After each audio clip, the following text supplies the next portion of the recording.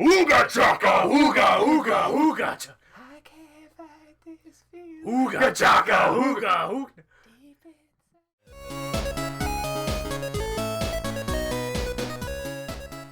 This cat shit going on, whatever we're doing. Alright, it is time to fight a stupid... Wait, no, you didn't even build this robot. That's just a statue of a cat knight with no head. Yeah. It's a strange planet they live.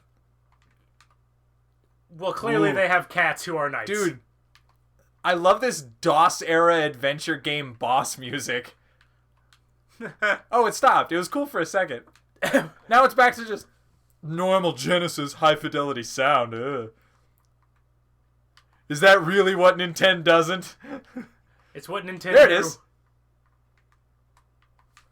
Pretty snazzy. I fucking love that. Yeah. Sounds like internal speaker music. But boss fights in Sonic games sure are just bop 'em. Bop them X amount of times. It's like a boss fight with a family dog. You just kind of gently like, get out of here, get out of here, get out of here. And then he rascals on out and that's it. I don't remember this level's music. Cause What is this fucking McDonald's ketchup and mustard nightmarescape? this is Welcome gonna be to Big Diner. This is going to be the level that makes your eyes bleed for a little while. God, it is. Whew. You know what's funny? I've seen a lot of Let's Plays in my life. And there's a lot of moments where I hear people being like, oh, this is a lot for me. And I always look at it and I'm like, eh. And then like, but here I am in the moment and I'm like, Jesus, this is a lot for me. I can't tell what's a platform and what isn't. Is all the yellow bad? Is that nothing? The yellow is nothing. This is like an old PC game color palette for sure. Oh, This reminds me of like the Trolls game or like any DOS game where they couldn't really figure out what the palette was going to be, so it's just whatever we had. You can fucking jazz the Jackrabbit shit. I'll cop to it. It's a little bubsy. It's a little, yeah, right? It's a little bubsy. It's a little bubsy. God damn it! I would love to find some enemies. I'll take a life. That's something. You have found the enemy. The enemy is getting a life. Oh, that too. I failed at that a long time ago. I was gonna just kind of try to softball you that we have met the enemy, but you know, It's. I feel like, but can I talk to you over here for a second? Can we? I really feel like you dropped the ball on me there, man. It's, I felt like I was trying to set you up, and you just hung me after. And we're back. Hi, everybody. That's a funny great jokes, funny stuff. Great top-notch jokes. comedy Whew. that we are delivering. Oh, so glad you all got to be here. Defeatist pause. I'm having such a good time. Just enjoying this visual trauma. It is. Whoa! Hey, look at that guy! Oh, you gonna get? Oh, he didn't get you. There we go. That is funny. The third enemy you found has a bird. Are there enemies? Do those holes of nothing, the little sideways dice, do anything, or is it just a hell of a Yahtzee getting rolled? Sideways. Wait. What? See the fives all over the ground? Those. They look like dice, kind of. 5 dice. Oh, yeah, they have spikes in them. Oh. I figured there was a reason you were dodging them, but just nothing in this level is like a maiden attempt to get in your way. It's all been pretty, It's all been pretty chill. Yeah, it's very much just kind of letting you have this.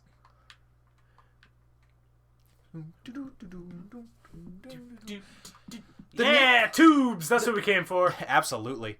The music in this game is just so much more minimal in like a great way. This is... It's fine. I really like it. Oh, no. Oh, no, I do want that. Oh, hey, Tails. Hey, for 117 rings, you want to put me a little closer? 117 exactly. Or does he just take all of it, minimum 50? He just takes them all. What a fucking international bank of tails over here. I hope you're picking up interest on it. That would be really great if I could get a deposit or a withdrawal going, but no. Tails is like a kid, right? Yeah, he's like 8. Did Sonic like adopt him, or is he just like one of those weird like he's like a teenager and no one likes him, so he hangs out with kids younger than him, so like they'll think he's cool? Like why is he friends with an 8-year-old? You want the comic answer or do you want the game answer? You know, can I have both? Sure, comic answer, his parents are dead. Okay. That's not, I mean, that explains why there's no one getting it. Like, the police aren't involved, but it doesn't quite answer the question in propriety. They're all just kind of friends in the comic. So, he's like 16, right? And his best friend's just like an 8-year-old kid. Hey, wait, that doesn't make any sense, I just realized. Because in the comics, there's like, Sonic's a kid, and Tails is a kid. I'm like, well, this is weird, because Tails is 8 and Sonic's 16. Yeah, that is... When were they ever both kids? Those are very different ages. I mean, there's nothing like lascivious about it. It's just very strange to just be friends with. Like I have to imagine he just wanted someone he could impress, or maybe there's 5 people that exist, so like he may as well be friends with 4 of them because Robotnik's a dick. Yeah, he's just kind of like, you kind of made the cut. Why? You didn't try to kill me today. I guess that's true. In this game, he's just around. You gotta be fucking kidding me. Where'd the bird go? Oh shit! I didn't even realize you lost. Oh, there he is. There he is, just wandering into that minefield covered in barbed wire. Go get him. That is half of this game toward the late stages. Oh, good. Yeah. You ready for that? No. Oh, good. Would be my answer? I'm only slightly ready for it. Okay. Yeah, it doesn't matter if I'm ready for it. You got to do it. For those of you who didn't already, if you hadn't picked up, Ben is playing. I do not have my hands. You don't want to sit through me playing a Sonic game. I actually kind of do. I think that would be pretty great to watch you try to struggle your way through a Sonic game. Dude, I mean, if you want it, it's going to get grim, though. Well, at the end of the day, when things get really hard, like the big brother, I can take over and just be like, no worry, I'll get you past the bullshit. There you go, champ. Yeah, sure. I think when I was a kid, my mom had to do the boss for this for me because I didn't understand it. Oh, God, I was a bitch when I was a kid. I couldn't beat a Sonic boss when I was a little kid. Well, yeah. Sorry about that. That crack about the Sonic bosses being really easy earlier. I was 4. Yeah, well, all right, fine. He's shit 4-year-old Ben. I agree. He wasn't that good at stuff. He was terrible at Sonic. But you know what? Pushing 30, and I can beat Act 1. Oh. Tears. Yeah, well, now we're up to Act 2, so, you know, this is men from the boys right here. All right, well, I mean, clearly, I can't even get past these fucking things. All right, game. You ready for Sonic Pinball? Go! I don't need all the springs and crap. I know it's part of the level design, but you can just chill with that noise. This is like the music from, like, a downbeat in a children's educational game. Oh, yeah, this is like the you beat the level. Yeah, for like Jumpstart first grade. Reading Rabbit. I never played Reading Rabbit. I played a lot of kids' games, a lot of kids' educational games, because my dad would let us have them. So I look back on them very fondly. Mavis Bacon. Mavis Bacon teaches texting. Yep. Teaches texting. Now, children, what you want to do is put a little smiley face at the end so they know you ain't serious. Oh, good, Spikes. Shit, I was good. My favorite one, there's a couple of them I really liked. I loved Reading Blaster because it was nothing but monsters. How about Number Munch?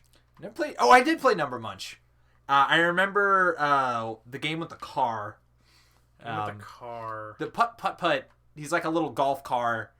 It was made by the guy who made Grim Fandango, interestingly. Tim Schafer? Yeah, not Tim Schafer, the other guy. Tim Schafer was like the main director, but there was a couple of people like on the team back then.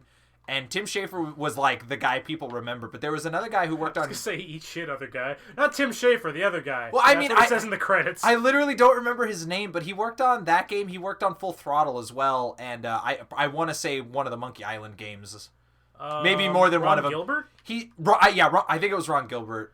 Oh, that's right. Maybe. No, Truly the Bill Finger to Tim Schafer's Bob Kane. Yeah, no, that's right. No, I do remember. He went off and made a bunch of educational games. Like Pajama Pete or something like that. Yeah. So he also made I'm pretty sure I got my facts right. Don't fact check me before you start bragging to your friends that you know what you're talking about.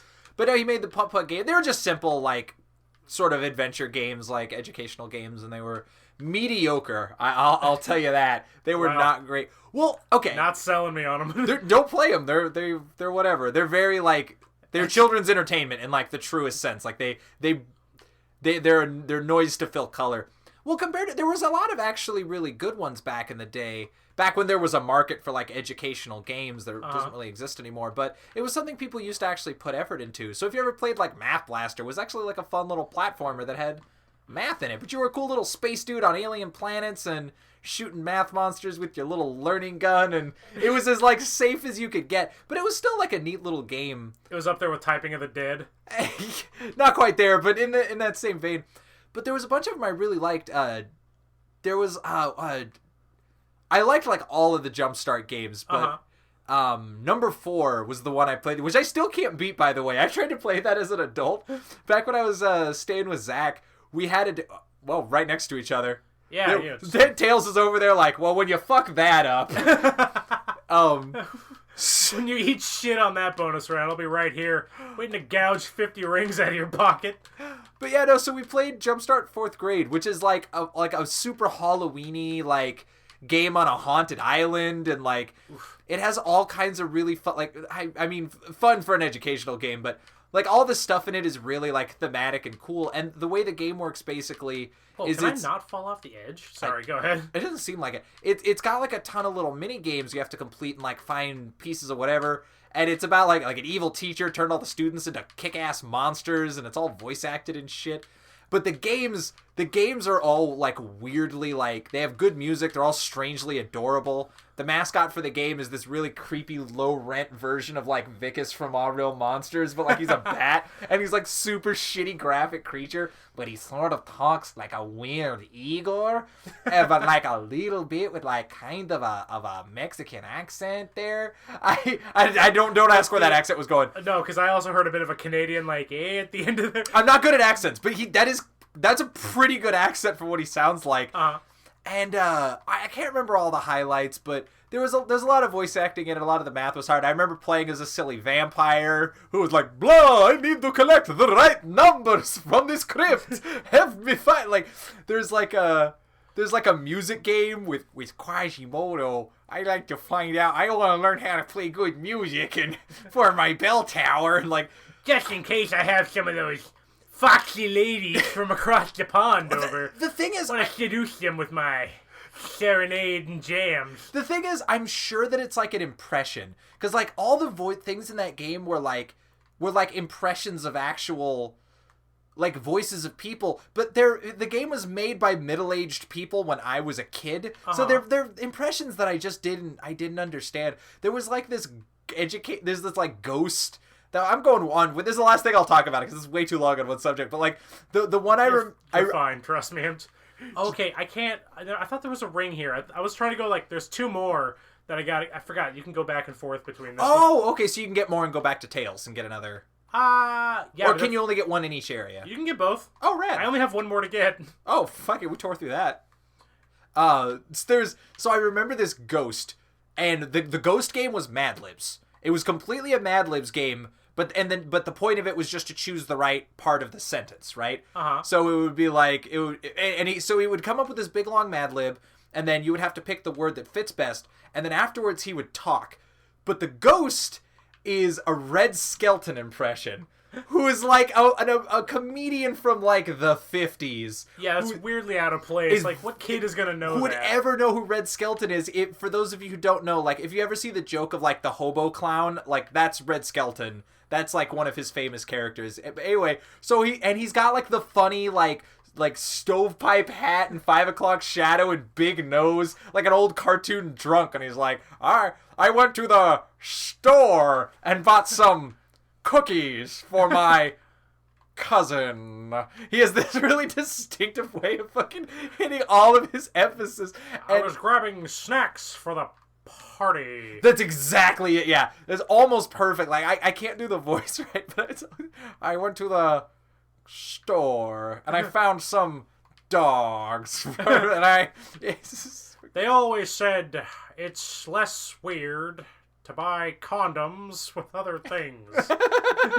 So I got away with it. That's, oh my god, if I had the power to make a mod for a game, I would make Jumpstart inappropriate 4th grade. But the point of all this story that I was going to go to is, when I was living with Zach's house, me, Zach from Games with Chums, Sleepy Steve, who else was there? And I want to say there was a couple of other our friends there. We were just sitting there trying to play that game, and we could not beat Jumpstart 4th grade. It kicked our asses. That game is hard.